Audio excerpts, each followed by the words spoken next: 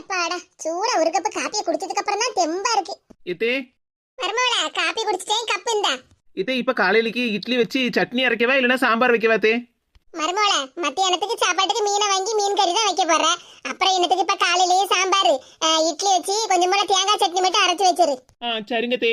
பொறுப்பா இருக்க மருமவ. என்ன சாப்பிடணும் என்ன செய்யணும்னு என்கிட்ட கேட்டு தான் செய்தா. இதே என்ன மருமவள, சட்னிக்கு தேங்காய் வேணா துருவி தரட்டுமா? அதெல்லாம் ஒண்ணு வேண்டாம் தே, நான் பாத்துக்கிட்டேன். அப்புறம் என்ன மருமவள? இதே மேனகா இங்க பாரு மருமவள, அவ பேச்ச மட்டும் எடுக்காத. அதுக்கு இல்ல தே, இன்னும் வீட்டு வாசல்ல தான் உட்கார்ந்துருக்கா. அவளுக்கு வேணா ஒரு கப் காப்பியை வேணா கொண்டு கொடுத்துட்டு வரட்டுமா தே? காபி வடை இட்லி சட்னி எல்லாம் கொண்டு போய் கொடுத்துட்டு வா உன் சம்மந்திகாரிக்கு. எல்லாத்தையும் மொத்தமா நல்ல வாய்க்கு ருசியா தின்னுபிட்டு மறுபடியும் உன் தலையிலையும் என் தலையிலையும் மிளகா அரைப்பா. இதே அது மேனகா தப்பெல்லாம் உணர்ந்துட்டாதே, இனிமேல் இந்த மாதிரி பிரச்சனை எல்லாம் பண்ண மாட்டா. இங்க பாரு மருமவள, உன்னை விட என் மவளை பத்தி எனக்கு தான் தெரியும். இப்ப சொல்லுவேன் கேட்டுக்க மருமவள, அவ பேச்ச மட்டும் இந்த வீட்ல இனிமேல் எடுக்கவே கூடாது சொல்லிவிட்டாமா. ஏத்தே அப்படி சொல்லாதியத்தே, எப்படி இருந்தாலும் அவ உங்க செல்லம் அவள்ல.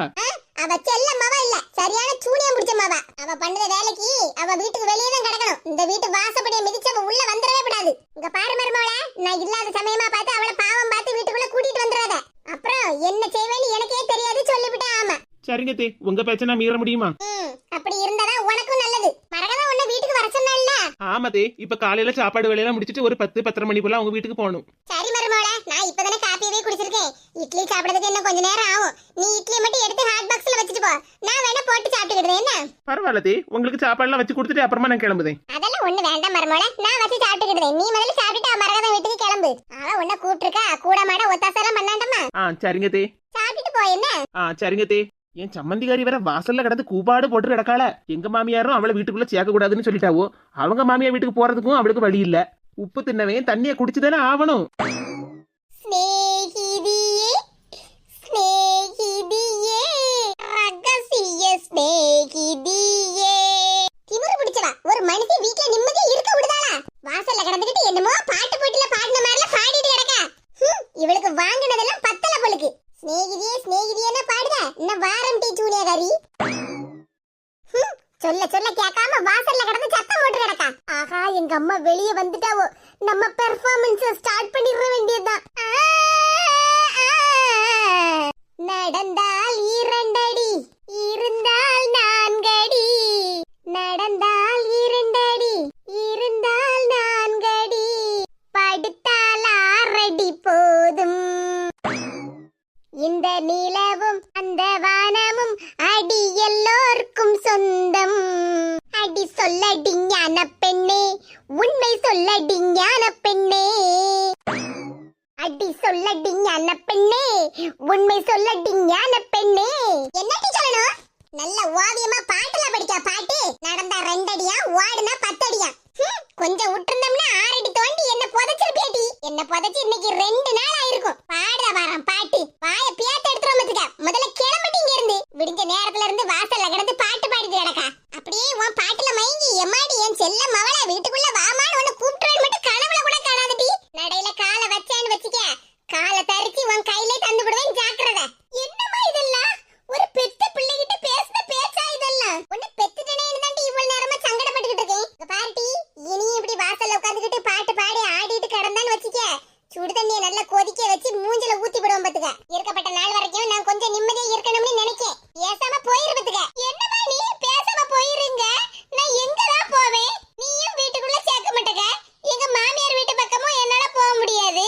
ஆமா, செஞ்ச காரியம் அப்படி இல்ல. உன் மனசுல உள்ள எண்ணம் படிதான் டி உன் வாழ்க்கையும் அமையும். நல்ல வேளை அந்த ஜூஸ ரேவதி புள்ள குடிச்சு அவளுக்கு ஏதாவது ஒண்ணு ஆயிருந்துன்னு வச்சுக்க, உன் மாமியாரி நம்மள எல்லாம் விட்டா வச்சிருப்பா.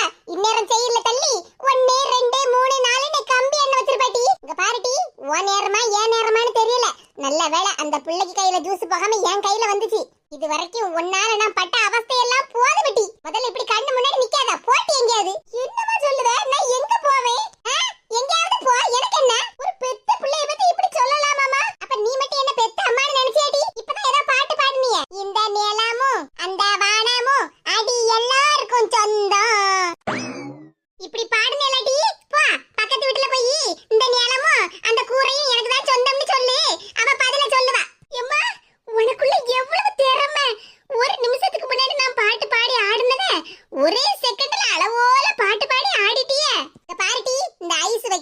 சோப்பு போடுற வேலையில என்கிட்ட வச்சுக்கிடாத. இனிமேல் உன் பருப்பெல்லாம் இங்க வேகவே செய்யாது. மரியாதையா இந்த வீட்டு வாசல் விட்டு கிளம்பு. எங்கேயாவது போ, ஆனா என் கண்ணு முன்னாடி மட்டும் நின்னுறாத. நடந்தால் 2 அடி. இருட்டி, உனக்கு அடிதானே வேணும்? இப்ப சொல்லுடி, உனக்கு எத்தனை அடி வேணும்னு? அம்மா, நான் அந்த வாரியல் அடியை சொல்லல. நீ எந்த அடியை கேட்டாலும் இந்த வாரியல் அடி தான் உனக்கு கிடைக்கும். ஐயோ, எங்க அம்மாவே எனக்கு விரோதியா மாறிட்டாவளே. ஓடி போயிரு பத்துக்க. இனி இந்த பக்கம் வந்தா வாரியல் சாத்து விடும் பத்துக்க.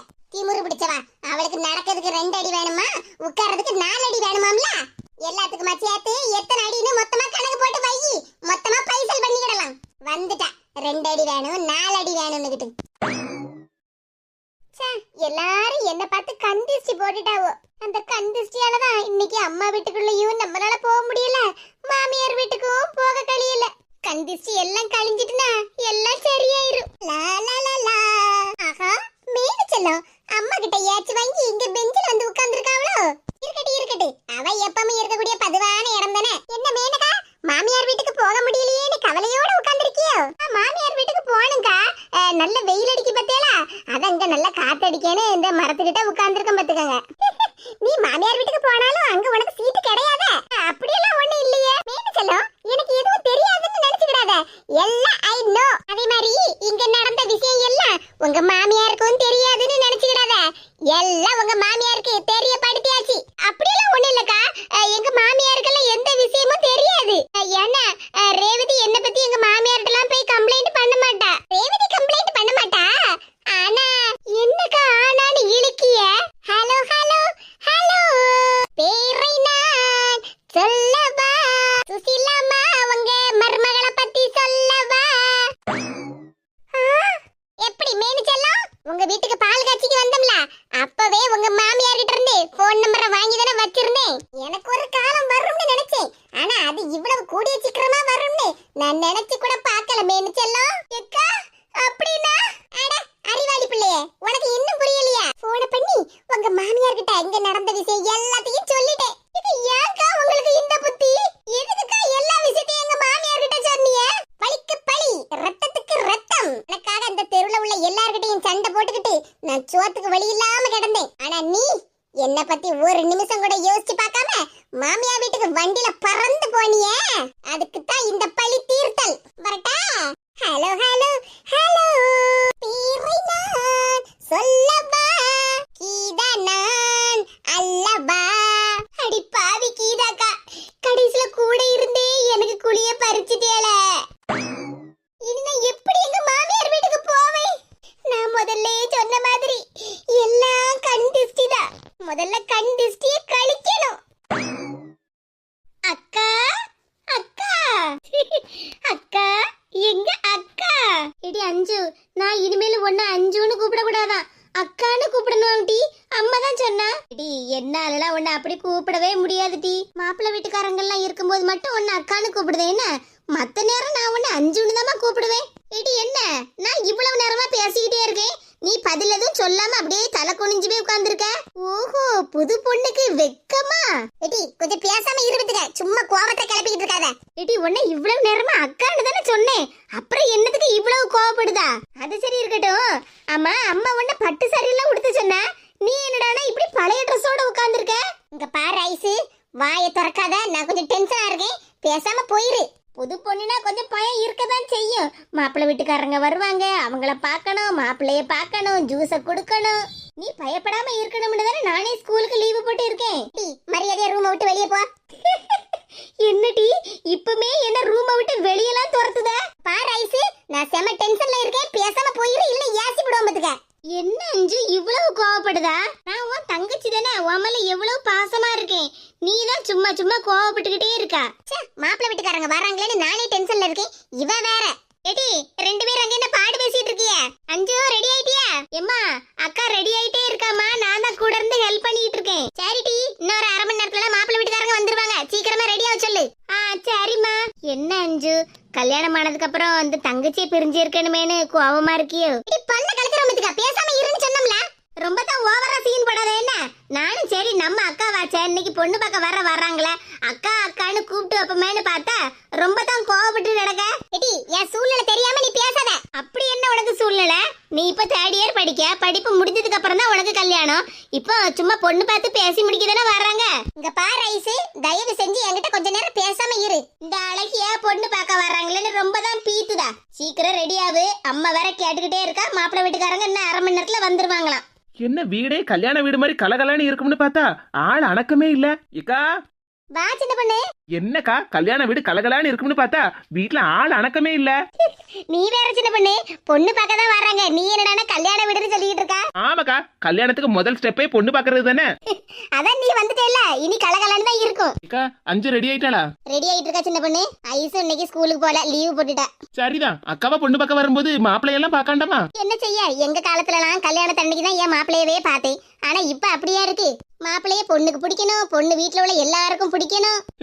ஆமாக்கா, காலம் மாறி போச்சுல. சரி, மாப்பிள்ளை வீட்டுக்காரங்க போன் பண்ணாங்களாக்கா? ஆமா சின்ன பொண்ணு, இன்னொரு அரை மணி நேரத்துல வருவாங்களாம். அடுத்த வீட்டுல விசேஷம்னா நம்ம போய் ஓடி ஆடி வேலை செய்தோம். ஆனா நம்ம வீட்டுல ஒரு விசேஷம்னா நமக்கு கையும் ஓட மாட்டேங்குது, காலும் ஓட மாட்டேங்குது. காப்பி டீ எல்லாம் போட்டு வச்சிருக்கேன். கடையில தான் இந்த பச்சி வடை எல்லாம் வாங்கி வச்சிருக்கேன் பாத்துக்க. இப்போதைக்கு இது போதும்க்கா. அப்புறம் பொண்ணு மாப்பிள்ளைக்கு எல்லாம் ஒருத்தர் பிடிச்சி அப்புறம் பேசி முடிப்போம்ல, அப்ப சாப்பாடே போட்டுறலாம் விடுங்க. நானும் அப்படிதான் நினைச்சேன் பாத்துக்க. சரி சரி, நான் போய் ஃபர்ஸ்ட் பொண்ணை பாத்துட்டு வரேன். போ சின்ன பொண்ணு, போய் பாத்துட்டு வா. நான் இந்த கப்பெல்லாம் கழுவி எடுத்து வைக்கேன். சரிக்கா. ச்சே, நானே டென்ஷன்ல இருக்கேன். இவ வேற வந்து பாடா படுத்தி எடுத்துக்கிட்டு இருக்கா. சின்ன பொண்ணாத்த சவுண்ட் வேற கேக்கு. பேசாம எல்லா விஷயத்தையும் சின்ன பொண்ணாத்திட்ட சொல்லிடலாமா? அந்த அத்தை கிட்ட சொல்லதுக்கும் பயமா தான் இருக்கு. உடனே போய் எங்க அம்மா கிட்ட சொல்லிட்டு நிப்பாங்க. சரி, நம்ம ஃபர்ஸ்ட் ரெடி ஆகுவோம். அதுக்கப்புறம் என்ன நடக்குன்னு பாத்துக்கிடலாம்.